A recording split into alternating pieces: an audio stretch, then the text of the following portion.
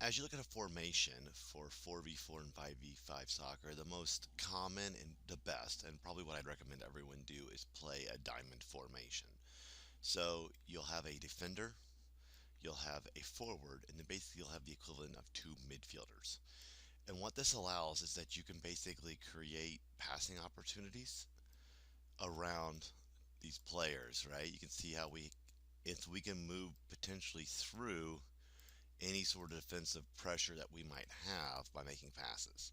Now, at a young age, the idea of them passing is probably laughable, but you want to get them used to that concept and that spacing. So you really want to work on the spacing here.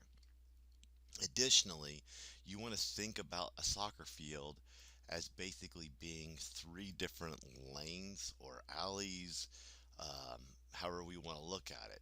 And so what we're trying to do constantly is fill each of these spaces on the field with a player so that we have ourselves spread out and we have better coverage of the field. Now, I understand that at the young age, they're basically going to all move together and they're going to, group together, but you can kind of just remind them spread out, spread out.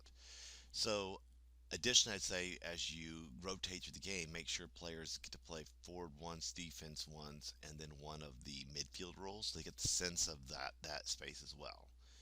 Obviously, forward players should stay high up the field and attack in, where these midfield players should be coming forward and backwards to help in both directions.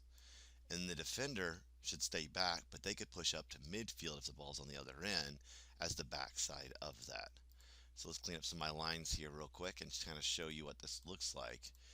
Ideally, as they go towards the offensive side of the half, it'll look something like this from them, with good ball coverage and the idea that they can move around and they can get the ball. And you're like, hey, I don't know if that's possible with my kids. You work with them enough and you sort of focus in on that enough and it will be possible. So that would be our ideal situation. When you go to 5v5, the same thing applies here. The only difference is that we just add a goalkeeper in.